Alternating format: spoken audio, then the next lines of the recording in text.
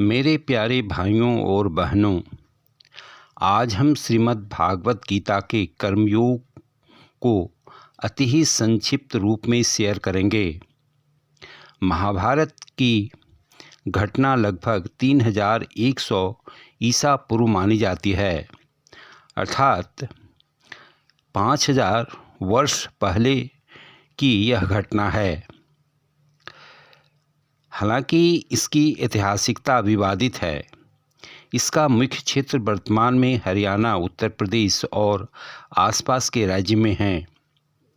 कर्मयोग में श्री कृष्ण ने अर्जुन के माध्यम से हम सबों को भी समझाया है कि यह संसार एक कुरुक्षेत्र है, हम सब उसके योद्धा हैं। श्री कृष्ण हमारी गहनतम चिंताओं की गहरी समझ लिए हुए हैं। उनकी गीता का ज्ञान हमारे सामाजिक और व्यक्तिगत जीवन के लिए इतने उपयोगी हैं कि हर व्यक्ति को जानना चाहिए। यदि कोई व्यक्ति गीता का गहन अध्ययन करे तो जीवन के विभिन्न व्यवहारिक पक्ष के अनेक अमूल्य रत्नों को पा सकता है। परंतु प्रश्न है कि ज्ञान को पाने के लिए अध्ययन करने का समय किसी को नहीं है। श्री कृष्ण ने अर्जुन को कुरुक्षेत्र में लड़ने व सफल होने के लिए गीता का ज्ञान दिया। उपनिषदों के वचनों के आधार पर गीता ने जीवन जीने की सर्वोच्च कला प्रस्तुत की है। गीता की शिक्षा का आशय यह है कि यदि शुरू में ही जीवन के मुख्य तत्व गले उतर जाएं, अर्थात समझ में आ जाए, तो जिनके आधार पर जीवन की इमारत खड़ी करनी है, तो जीवन के आगे का मार्ग सरल हो जाएगा। गीता में जीवन के 3 महासिद्धांत प्रस्तुत किए गए हैं। पहला, आत्मा की अमरता और अखंडता। दूसरा, देह की क्षुद्रता और स्वधर्म की अवैधता। इसमें स्वधर्म का सिद्धांत कर्तव्य रूप है और शेष 2 ज्ञातव्य।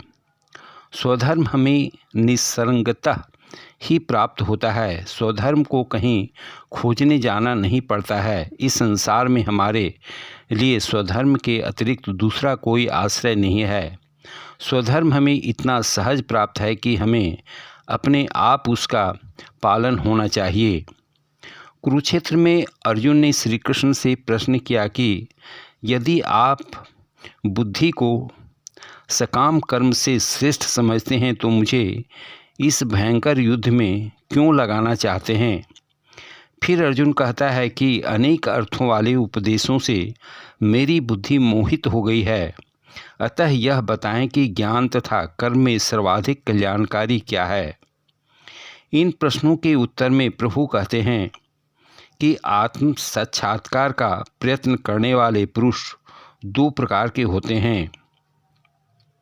कुछ लोग ज्ञान योग द्वारा समझने का प्रयत्न करते हैं, परंतु कुछ भक्ति योग द्वारा समझते हैं। प्रत्येक व्यक्ति को प्रकृति से अर्जित गुणों के अनुसार विवश होकर कर्म करना पड़ता है। एक क्षण के लिए भी कोई बिना कर्म किए नहीं रह सकता है। इस तरह भागवत गीता का 3रा अध्याय कर्मयोग के नाम से जाना जाता है। इसमें भगवान श्री कृष्ण अर्जुन को निष्काम कर्मयोग का उपदेश देते हैं और यह समझाते हैं कि कर्म किए बिना कोई भी व्यक्ति उन्नति नहीं कर सकता। इस अध्याय में कर्मयोग, ज्ञान योग, स्वधर्म, यज्ञ और निष्काम कर्म की महत्ता को स्पष्ट किया गया है। इस अध्याय की मुख्य शिक्षाएं इस प्रकार हैं। पहला, कर्म करना ही धर्म है। भगवान श्री कृष्ण कहते हैं कि कोई भी व्यक्ति कर्म किए बिना नहीं रह सकता, इसलिए बिना किसी फल की चिंता किए अपना कर्तव्य निभाना ही श्रेष्ठ मार्ग है। दूसरा, निष्काम कर्म अर्थात फल की इच्छा छोड़कर कर्म करना। हमें कर्म तो करना ही चाहिए, लेकिन उसके फल की आसक्ति नहीं रखनी चाहिए। ऐसा करने से मन शुद्ध होता है और आत्मा की उन्नति होती है। तीसरा, स्वधर्म पालन। प्रत्येक व्यक्ति को अपने स्वभाव के अनुरूप कर्म करना चाहिए, किसी दूसरे के धर्म का पालन करने की तुलना में अपना कर्तव्य निभाना श्रेष्ठ है, भले वह कठिन हो। चौथा, श्री कृष्ण बताते हैं कि सभी कर्म यज्ञ के रूप में करने चाहिए, जिससे वे पवित्र हो जाते हैं। यज्ञ का अर्थ यहाँ अपने स्वार्थ को छोड़कर समाज और परमात्मा के लिए कार्य करना है। पांचवा, ज्ञानी और अज्ञानी का कर्म करने का तरीका। ज्ञानी व्यक्ति लोक कल्याण के लिए कार्य करता है, जबकि अज्ञानी लोग अपने स्वार्थ के लिए। ज्ञानी को चाहिए कि वह अज्ञानी को सही मार्ग दिखाए। छठा, प्रकृति के गुणों से प्रभावित न हों। 3 गुण सतोगुण, रजोगुण और तमोगुण से मुक्त होकर हमें आत्मज्ञान प्राप्त करने का प्रयास करना चाहिए। कर्म करते समय इन गुणों के प्रभाव में नहीं आना चाहिए। 7वां, कामना और क्रोध पर नियंत्रण। श्री कृष्ण बताते हैं कि मनुष्य का सबसे बड़ा शत्रु उसकी इच्छाएं और क्रोध हैं। इन्हें संयमित करने से जीवन में शांति और सफलता मिलती है। निष्कर्ष रूप से गीता का यह अध्याय हमें सिखाता है कि बिना किसी स्वार्थ या फल चिंता किए हमें अपना कर्तव्य पूरी निष्ठा से निभाना चाहिए। निष्काम कर्मयोग का पालन करके मनुष्य मोक्ष की ओर बढ़ सकता है और समाज में भी योगदान दे सकता है। कर्मयोग पर कई महान विद्वानों ने व्याख्या की है। इनमें से कुछ प्रमुख विद्वानों की व्याख्या इस प्रकार है। पहला, श्री आदि शंकराचार्य। उन्होंने गीता पर प्रसिद्ध भाष्य लिखा, जिसमें कर्म योग को ज्ञान योग की ओर ले जाने वाला मार्ग बताया। उनके अनुसार निष्काम कर्म आत्मज्ञान प्राप्त करने का साधन है।